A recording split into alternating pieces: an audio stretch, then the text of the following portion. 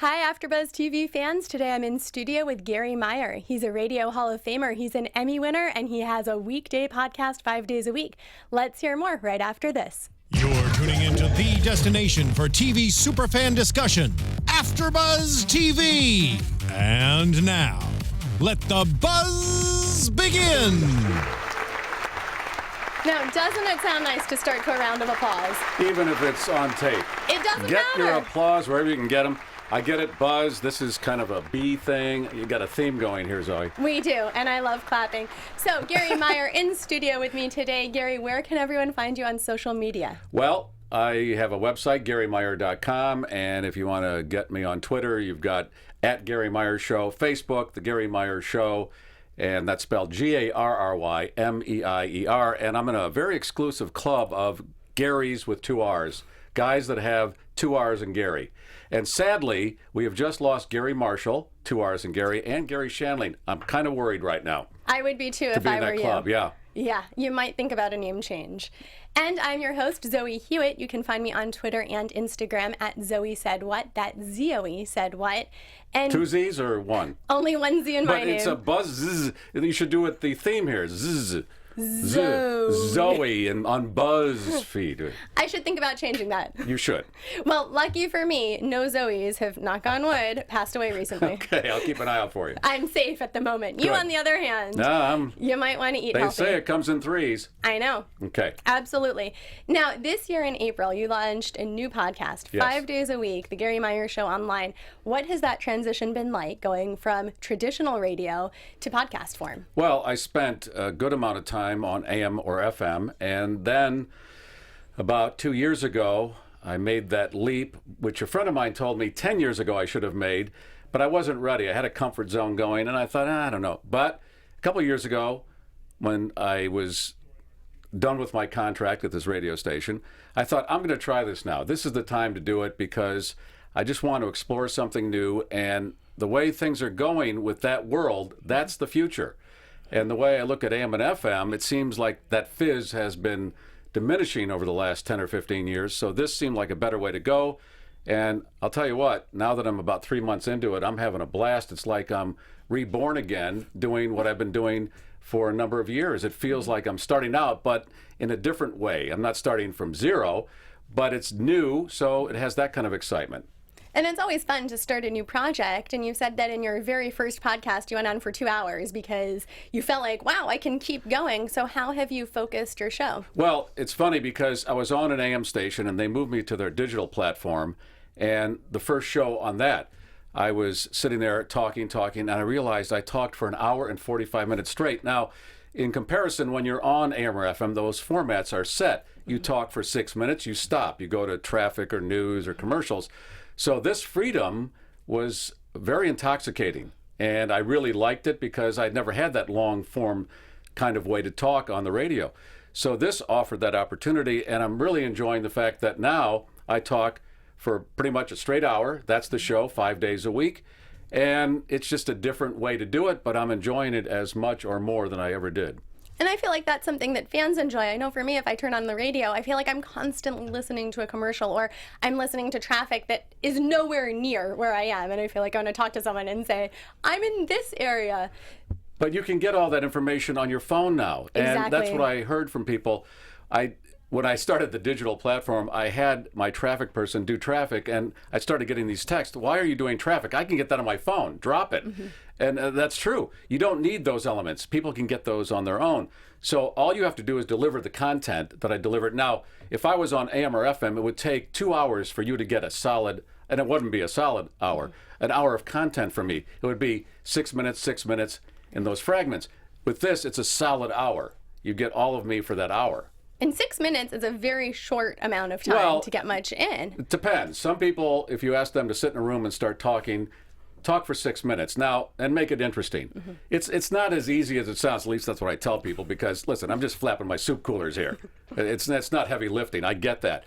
But the hour, it's a nice flow because when you talk to somebody, a conversation with somebody doesn't stop after 6 minutes. When you're having dinner with somebody, I'll be back right after these words, and we have a cocktail. Mm-hmm. That doesn't happen in real life, and the nice thing about this is It doesn't have to happen that way. It's a straight conversation. When I interview people, if I go a half hour with them, great. If it's an hour, that's fine too. There's no stopping. And people are getting more used to that as they get to this new technology. And new, I mean, now it's already how many years old. But the fact is, when they listen, they go, oh my God, I don't have to wait for him to come back in 6-7 minutes. Yeah. It's that straight hour that I can get, which is a nice feature. And I mean, clearly a skill that you've honed. You're right. Not everyone could talk even for 6 minutes at a stretch, let alone an hour. And so bringing Leslie in to work with you and do news, how have you found that you two weave your styles together? Well, Leslie Kyling did news on my radio show. So when I went to this platform, I thought I want to keep some of those elements that I had before. It's nice to have that in there. So I brought her along, and she does news twice an hour. So she covers that section of the show. She'll get into that newsy kind of stuff. And then if I hear some stories that she brought up that I want to talk about even more, I will. And then I go back into the show. So it's got its couple elements there that are radio-like, but it flows differently. It's an entire different flow than what I've been doing for the last 10, 20 years. And so how do you plan those radio shows in advance when you know you have things that have to be timely, like the news, balanced with interesting things that happen in your life? Good question. The show is put up about within 24 hours after it's recorded, and I try to keep it as current as possible. If a story is massive, like the Orlando shooting, and maybe the show had already been taped, well, I'll go back in and we'll do it again to make it more current and address that massive story. So the flexibility factor is huge. The fact is, when I travel, I can do the show wherever, and I've been doing that a lot this summer, and I'm in Los Angeles for a few weeks. I'll do the show here. And with a radio show, you get your week or two vacation. You got to go right back there because you got to be in the studio. This breaks all those barriers down, and it gives me that flexibility. My family and I took a road trip from Chicago to New York in the early part of July, and I had not taken a road trip in a long time. In fact, my first road trip ever was in the 70s from Chicago to Los Angeles, and had done nothing since. Now, here's how I define my road trips. It's got to be a minimum of 5 hours one way. Okay, 5 hours. That's a road trip to me. So I had not done it in a while, and I got to be honest, after 5 hours, my butt gets a little tired. But we did, the longest stretch was 8.5. But I really enjoyed it. There's something about just going down the highway and looking out the window and seeing what different states look like that I'd never seen before because I always flew over them. And that's something. That has some kind of Zen feel to it. So we really like that. So I think we're going to do more of that. The real reason we started doing it is because we got a dog. We want to take the dog with us. So it's much easier to do it that way. And he's a great traveler, so everybody's happy. And what kind of dog is he? It's a Labradoodle. Oh, okay. So that's a bigger sized dog. He's a medium, about this size. And this size, for anyone who's listening to us, this size is, I don't know what, 20 pounds? I always hate when people do that on the radio and they go, look at that. My hands are, let me just describe, my hands are about 4 feet away from each other. Okay. And now my other hand is about 2 feet off the table. So now you know what the dog looks like. So that your dog's a 2x4, basically. A 2x4, yeah. Basically, yes. Thank you. And a stud at that, too. But, yeah, we got the dog. I'll tell you what. I didn't want to get a dog. I had dogs when I was kids, and unfortunately, a couple of them got hit by cars, and I think that traumatized me. My daughter and my wife said, we want a dog, and I fought it. So we got the dog, and now I can't imagine my life without this dog. I love this dog, and I highly recommend getting an animal for your house. Or for travel. Or for travel. I mean, really, the whole thing, there's something about having a pet that calms you. There's another dimension going on there where if you're having the worst day, they don't care. They're still going to treat you like you're the most important thing on earth. And I need that at sometimes, and the dog offers that. And I think everyone needs that sometimes. Everybody does. And you have an interesting history with animals anyway, because your entire radio career started with a butterfly. Well, yes. Here's how it started, the flashpoint moment. There was a guy on the radio in Chicago who I really liked listening to, and he read a listener's letter every day, and he always talked about reincarnation and how he was going to come back as a butterfly. One day I walk out of my house and there's a big dead monarch butterfly on our lawn. So I thought, I'm going to take this, I'm going to scotch tape it to a piece of paper, and I'm going to type a letter to this guy, Larry Lujak was his name, and say, I'm sorry, Larry, I think I killed your uncle. And I sent it to him, and a few days later, he read it on the air, and boom, when I heard my material coming through the speaker, I thought, I've got to do that somehow. And that was the moment. It took me about 3 or 4 years to figure out how it started, but I knew I wanted to do that, and I didn't know if I had any skill in that, and I knew I didn't have any other skills. That was definite. I can't work with my hands. I'd love to build furniture and work on cars, but I can't. And I admire people who do, because when I watch them, I go, they're actually creating something. They're doing something, and I just move my lips. I just work with my mouth like, well, who does that? Porn stars and broadcasters. I was going to say, working with your mouth. Which is the name of my new book, by the way. But the fact is, thank God I had this skill, because that's all I really think I can do. Well, and there's a great postscript to that story as well, when you suddenly got to work at the same radio station. So this guy that read my letter, yeah, so then I get into radio, and I'm working, and then end up working at the same radio station as him. And that moment of walking down the hall and thinking, okay, this whole thing has collided, and it's pretty mind-blowing to have that happen, where you have this dream and it comes true, and you just pinch yourself a lot because you can't believe it.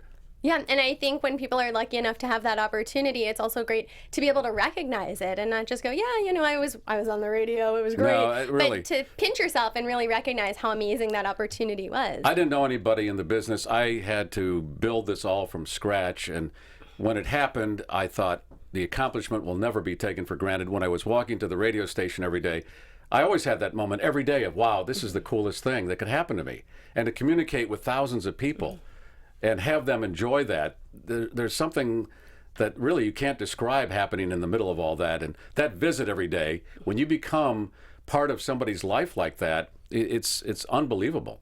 And I think it's interesting that in your story, it was when you heard your words being read on air that it really gave you that aha moment. Was it the fact that you heard your material? Did you consider writing, or was it that you wanted to actually be presenting it? And initially, I thought I was going to get into writing, because I forgot this point. Before that happened with the guy reading my letter, I had won a radio contest for writing another piece that the radio station had a contest, and I wrote a piece, and they made it one of their winning pieces that they read on the air. And that was another moment where I got to go down, see the radio station, and they gave me some albums. You know what albums are? Okay. I do know what they are. Okay, but anyway, that was the prize. And when I saw the radio station up close, I had that moment of, wow, this is pretty cool. And that was about a year or so before the other thing happened. And so when all that came together, hearing my material, you're right. I thought, well, maybe I should be writing for people or whatever. But I always was intrigued by the broadcasting end, and that's when I thought I'll go that route. And it all intertwines because you write your stuff for the most part. And it's an interesting path, because you'd mentioned as well when we were chatting off air that you started pharmacy school, you also worked in construction. Yeah. So, I mean, you really were trying lots of different avenues. I'm one of those people where you're in high school and you have no idea what you want to do the rest of your life. I admire people that know at 15 or 12 or 8, I'm going to do this, and they do. I didn't have that. And as I said, I listened to radio, heard these guys on the radio, thought, oh, that seems like a cool job, and they get paid for that. But as I maneuvered through high school, I worked in a drugstore, and this pharmacist who just got out of school, he had a nice car and money, and I thought, oh, I'm working in a drugstore, I'll be a pharmacist. I got into the schooling, and it was a little rougher than I thought. If I applied today, they would never accept me. Let's put it that way. So I had to make a course correction there, but I was tired of being a poor student, so when I dropped out, my cousin was working construction. He got me a job, and I was making good money, but I thought, well, this isn't something that I want to do the rest of my life either, because I was a laborer, so I cleaned up after everybody. I didn't have the carpentry skills and stuff like I mentioned. So I had to pick something that I wanted to do the bulk of my life. I thought, okay, a few years in something that would make me happy, what would that be? And then I got that flash again about, oh, my material on the air. Maybe I can pursue that. Here's how I did it. I looked in the phone book. You know what a phone book is? No. I know what the yellow pages are. I looked at the yellow pages and found broadcasting schools. And I started to go to one. I met somebody who got me a job, and then it just kind of dominoed from there. And so do you feel like those other experiences really helped once you were on air constantly to bring them in? Well, now that stuff becomes material. A lot of what happened to me at the drugstore and working construction and pharmacy school, now I just made that material. I find that just walking through the day, I can catalog several things that I know I can talk about on the air. That's what I do. And it could be something that might be mundane to somebody else, but I'll look at it and think, that's something that intrigues me. I like the way that felt or looked or whatever. Even if it's bad, I can make something. If it's bad, it's better. If it's bad, I can get 15 minutes. If it's a good thing, just a couple. And so do you carry around a notebook? Do you know what that is? And write down your ideas? Got me. I try, your point is well taken. I try to remember all this stuff, but I find sometimes, what was that I was thinking about last night? So I'm writing stuff down now and trying to keep that catalog that way. But usually, I can remember that thing that I just saw, but sometimes you got to write it down. It'll go. Sure, because sometimes I think, oh, what was that thing I wanted, that great story I wanted to tell. There you go. Right, if you don't write it, then there it goes. I know you want to hear my whole idea how to handle ISIS, but we'll get to that later probably. That's better suited for your podcast, right? Oh, okay. They're pleasant ideas. It's not ugly. It's I think a better way to go, but go ahead. Well, tell me, so you made this transition then from construction, from pharmacy into radio, and I think when people are successful, it's sometimes easy to look at them and go, oh, of course, look, he's successful and can do everything. And so do you ever feel like you look back and go, oh, there's something that, like I always think with actors, like there's a role that I would have liked? I think that everything that I could have hoped for in radio came to be for me. So I have no regrets about that. It all was something that I got to experience because radio today is not what it was 15 years ago. It's in a different situation. I got to enjoy it when it was at one of its zeniths, and that's gone. And I don't see a lot of people wanting to go into radio and put up with the stuff that all of us did that came up in the 70s and 80s. And I think that's gone. So I don't know what the business is going to be in the next 5 or 10 years. It's just changing. Like a lot of these legacy companies, newspapers and things like that, where are their futures going to be? Newspapers and radio. Are they going to have a future if they don't adapt? And I don't know. What do you do with a newspaper? Well, you go online, you go digital, but it's a different animal. And they don't know how to make the same amount of money. So this is all going to be pretty interesting in the next 5 or 10 years. It is, and it's fascinating. And your good friend Howard Stern made the leap, and you had him on your show recently as one of your early guests, which was a great, fascinating look at, you guys were talking so intimately because you've been friends for so long. And so what was it like having your friend on with you? Well, Howard is the most successful radio broadcaster ever. And we became friends about 10 years ago. So when I started the podcast, I wanted to have somebody on that I thought, who could I have on that would really start this whole thing off on the greatest note? And the first person was Howard Stern. And he graciously agreed. So we had an almost hour conversation. That's shows 3 and 4, by the way, if you're going to look for those. And because I broke the thing up into 2 parts.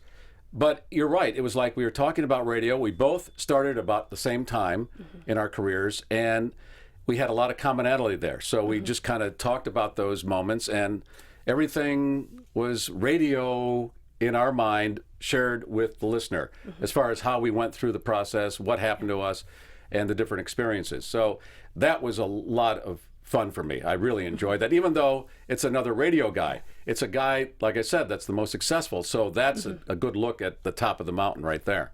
It is, and I think it's also nice when people remember someone that they've been friends with and can go and help. And we were talking earlier off air too about how when you've helped someone, then they always remember that. And so do you have an experience where you remember helping like a young radio personality who now, really remembers you? Sure. The guy that lives out in Los Angeles here that has really been helpful to get me going on all this, Ken Rakowski is his name. About 20 years ago, he was doing a radio show in suburban Chicago, and he listened to my radio show, and he called me and said, can I interview you? And you can just call me on this phone number, and we'll do the interview. I said, I'll tell you what, I'll just drive out to the studio. What's the big deal? And he couldn't believe that I did that. And I guess people figure, well, if I ask so-and-so, they're going to turn me down, or it's going to be unpleasant, or what. They probably already put that in their head. They pre-frame it that way. But I always thought, well, when I asked somebody to do something when I was starting out, I was always blown away when somebody was that nice to me, so I want to repay that somehow. And I didn't know Ken, and I just drove out to the studio, and we sat and we did what we're doing here. And to this day, 20 years later, he says to me, I'll never forget that moment. And he's been so instrumental in helping me through all of this. And he's got that vision where technology just comes to him, boom, boom, boom, and he shares that with me, and he sets me up with all these different people that have helped me too. So that's one of those moments where you don't know. I didn't do it for any reason, but to help him out. But you don't know what's going to happen down the road after that happens. And that's one of the best things in life, that when you also get to hear from someone how much you've touched them and how much you've helped them in their lives. And it's not frequently that we get to hear that. It happens, and things move on. But what a compliment to you that he remembers it. Well, and I get this from some listeners too. The only reason I did this is because of listening to you on the radio. There was some influence going on there that they heard and they liked. That is so flattering that I can't even describe that feeling when you, because you're talking to thousands of people. You don't know what's going on in their lives, but they know pretty much all about you, so they feel like they're part of your family. And that's how that rolls out, and you don't know who you're going to affect in the process. And so when people recognize you in public, is it recognizing your voice? Well, after being on for so long and doing some television along the way, or being in the newspaper, as long as that lists, they see your picture, and so there's that. Yeah, or they might hear the voice and pick it up from there. But it's funny when I would walk down the street with my daughter and somebody would go, "Hey, Gary, how you doing?" And my daughter would go, "Who's that?" I go, "I don't know." It's obviously somebody who listens. But I know some people, I hate when people, but I don't get that. You hear about these stars that complain about the paparazzi and people coming up to them. And I'm thinking, isn't that what you wanted to happen when you stepped into this business? Because if it isn't happening, it means nobody cares. That's all part of it. If you don't like that, go sell shoes. That's a simple solution. But I understand some people can get too close, and there is that other element out there that can be crazy. But I'm talking about just the average person who sees you in public, and they just want to say hello. There's nothing wrong with that. When that doesn't happen, I think you got to worry. Absolutely. And the fact that people feel like they know you so intimately, too. It's an interesting relationship because you don't see the people when you're talking to them, but they know who you are. I know. It's a very weird thing. And again, it's just part of the whole plan of how this works. But I like doing it, and I think if that comes off, it's genuine. There's, like I said, there's nothing else I want to do. So it's still something after all these years that I enjoy. And now with this podcast, it's a whole new feel and another way to exercise what I do in a different world. And we're at the forefront of this technology. Like I heard this lecture. I think it was Kevin Smith. If you know the director, Kevin Smith, he was at this podcast convention. We have a convention now that was in Chicago recently, and he spoke, and he said, "I wasn't there for the invention of the telephone or the television, but I'm here for the birth of this internet broadcasting.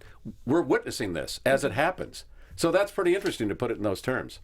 And you can take a podcast with you anywhere, too, which is, you can go to the gym with people, you can go anywhere. Listen to it anytime you want. The flexibility of that. Like we're changing our viewing habits with television. We're not watching the show when it airs because maybe we can't. Doesn't matter. Just look at it later. Same thing with radio now. It's all shifting. That time shifting is very important. And your lengthy and impressive career in radio has definitely been recognized, including with your induction into the Radio Hall of Fame, which was so amazing and so impressive. And so when you first, how does that happen? Do you get a call where someone says it? Was it a letter? It's funny. You're the first person to ask me how that happened. And now that you say that, I remember I got this letter. I opened it, and I thought I read that I was being inducted to the Radio Hall of Fame, but I didn't quite. When you read something like that, you don't quite comprehend it because it seems, wow, that wow moment. And so I read it a few times, and then I called somebody and said, "What does this mean? Is this, inducted, do I get to go visit for free?" Or I didn't quite get, because it's, oh my God, this is the whole thing coming to this point. And it took me a while. I read the thing 3 or 4 times before I realized, and I did call somebody that's associated with the museum, and I said, "Really, what does this mean?" He goes, "You are going in. It's not where they have to vote," because I know over the years they would have people eligible, but they wouldn't get voted in at that point. So there are names that come up, but they don't make it, like Sports Hall of Fame does it. So to see that, I had to call somebody to confirm it before I got and then I started calling people, my family, and said, "I think I'm going to the radio." I still wasn't sure. And then there's that moment where you're in, and Larry King was the MC, and Reba McEntire was in the audience because a friend of hers was being inducted. So it was one of those moments again. And to have your relatives sit there and go, "God, he did make something out of himself." It feels pretty good. I can't even imagine being at the Radio Hall of Fame and realizing, wow, I'm being inducted. Yeah. And that's so fantastic. Yeah, it is. So do you get a certificate afterwards? What do you display at home? Okay, I'm not boasting here. I have won some awards. But here's where they are. They're in this little cubby hole on a shelf, and that's where you get a certificate that says you're in the Radio Hall of Fame, and that's in there too. And it's not to dismiss it. It's just that I'm very squeamish about that stuff because I don't want to believe my own press, as they say, and I don't want that to be oh, look at me, I've got awards. Great, but still got to do it every day, and I take it with great respect, believe me. But I don't display them in any great fashion now. Maybe my daughter will someday. She'll put them on a shelf, or I don't know what she'll do with them. Paperweights, something. But no, listen, I'm flattered that I've won these awards. I just got into it because I like doing it. And as they say, if you find something you like, all that other stuff, that's just gravy. That's just extra stuff that comes along with the ride. And that's what happened with this. That Hall of Fame induction, all that, you're standing there thinking, I really just wanted to get into radio. And all this stuff that happened that's so great, boy, that's a bonus. And so amazing. And you're being so modest because I like how you say, yeah, I've got some other awards. Well, because the other big award that I know everyone listening and watching would know is that you also won an Emmy. So is that in the same cubbyhole? That is. And so this happened, well, it's about 30 years ago now. My then partner and I were fascinated by the whole Elvis phenomenon. This was after he was dead for about 5 years. We decided to go. We went to the local TV station, ABC station, and said, hey, would you mind fronting this show where we go down to Graceland for the 5th death anniversary of Elvis, just to kind of tap into all the nonsense that goes on down there. So we did, and we got an Emmy for that. And I'll tell you what, I don't know if I like hot weather, but Memphis in the middle of July, that's like walking on the sun. Yes. And all these people walking around in polyester, I don't know how they breathe through that clothing, but they were there to pay homage. I thought Graceland, when I saw pictures, was out in the country and had this beautiful long driveway as you drove down a country road. It's right on a main street. And there was a boarded up Burger King right next door. When you have this image, like I said, and you see it up close, like seeing the sausage made or show business made, it tends to ruin it a bit. But we had a good time. It was a fun thing to do. And we got this Emmy, and we weren't doing a lot of television. So to get that, it was kind of our freshman effort. And that was pretty cool. I mean, that's not a bad way to start. No. Like, yeah, I've just got that little Emmy. Yeah, well, and that's on the shelf with those other things. It's in there. Maybe the dog walks by. So what? Take me out. I got to go to the bathroom. And so when you were in Graceland, did you decide you wanted to try on an Elvis costume? My partner did, and it was very flattering.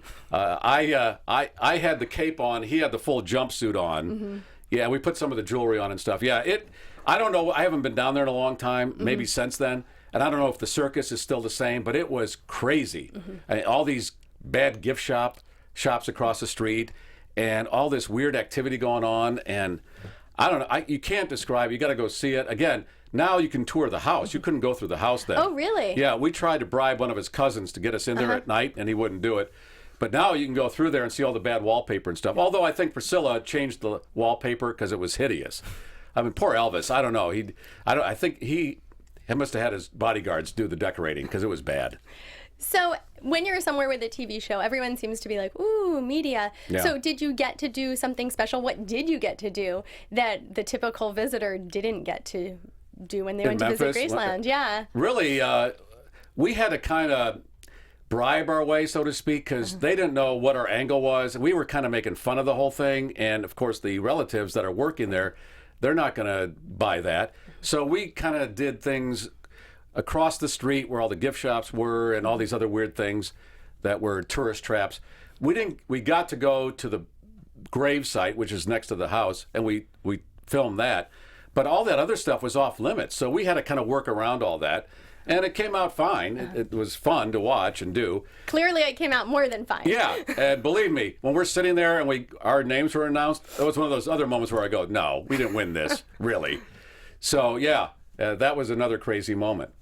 Well, I have not been to Graceland in years. I went on a school trip because I actually went to high school in Nashville for a time.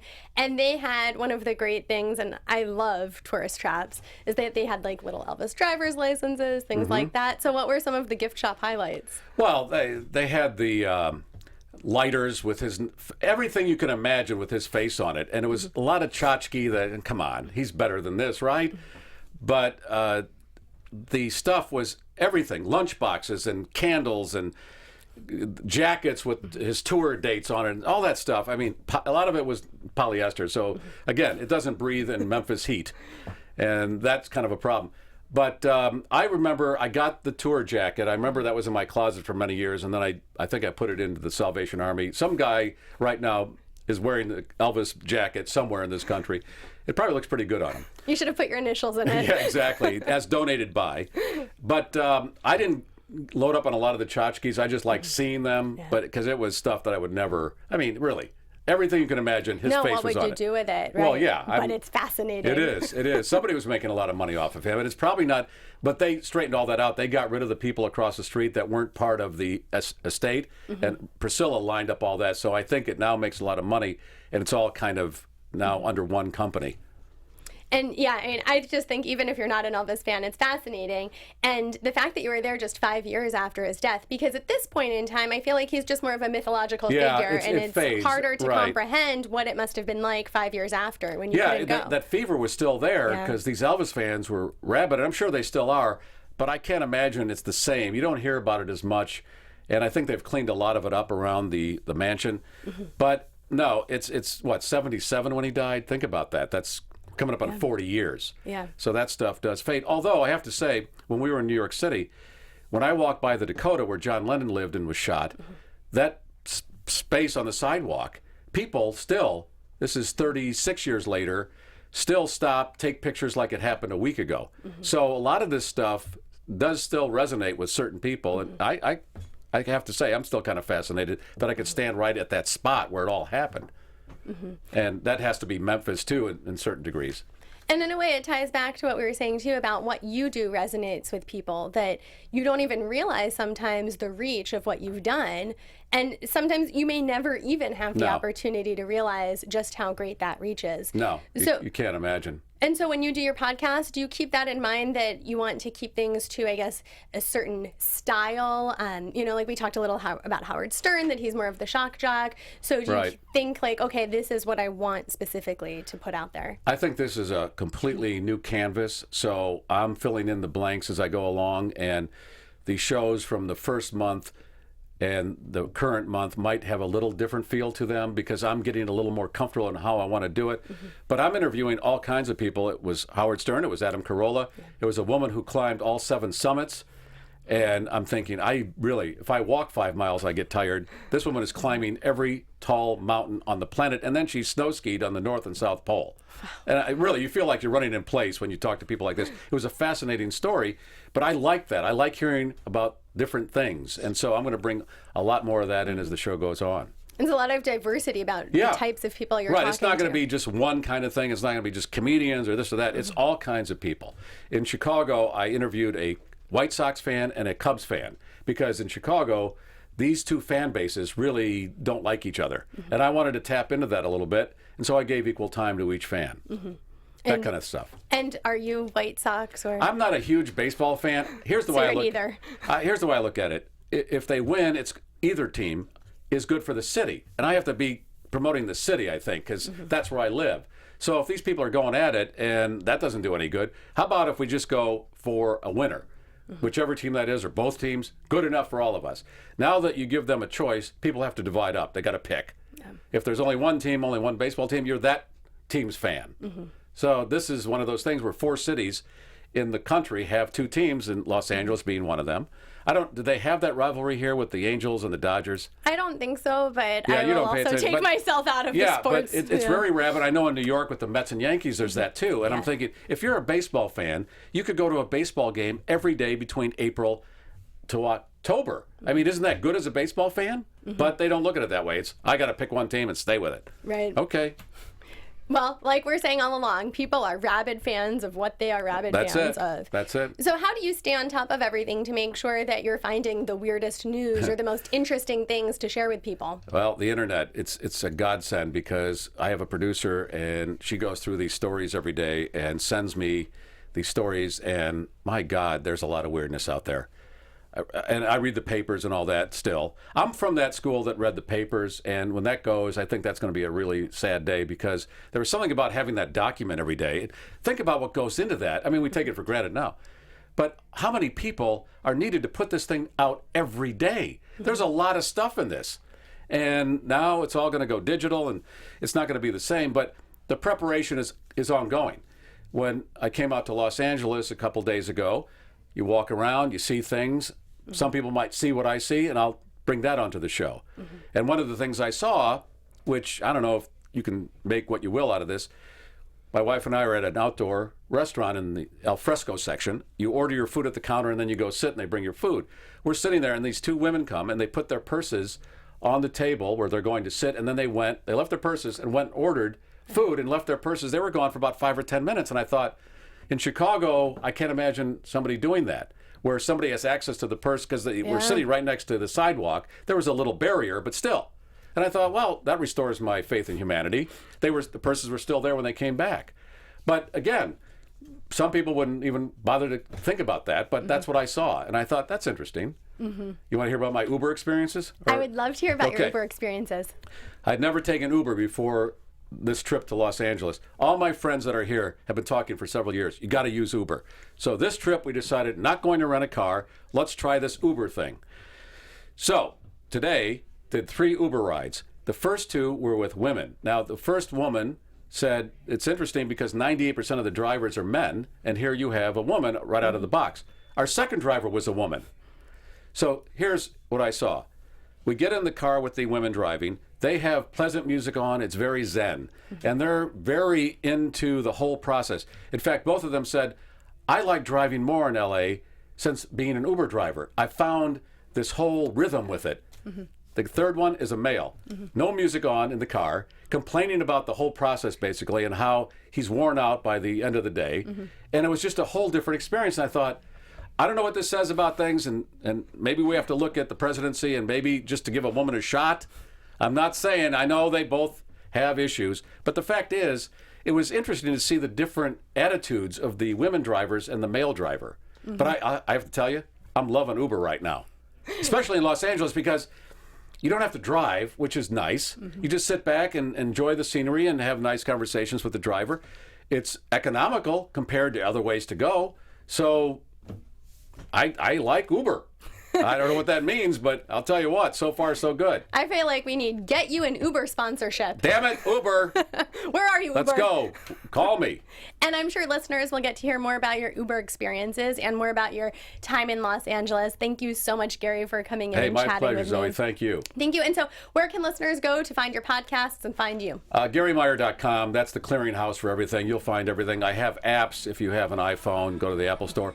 Android devices, Google Play Store. Very easy. Great. And I'm your host, Zoe Hewitt. You can find me on Twitter and Instagram at Zoe Said What. That's ZOE Said What.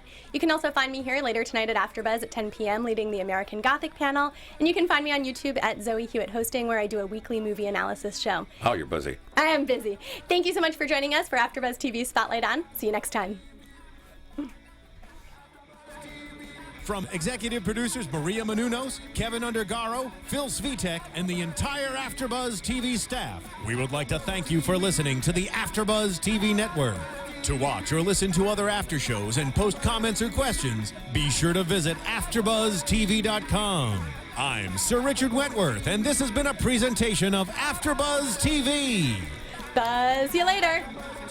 The views expressed herein are those of the hosts only and do not necessarily reflect the views of AfterBuzz TV or its owners or principals.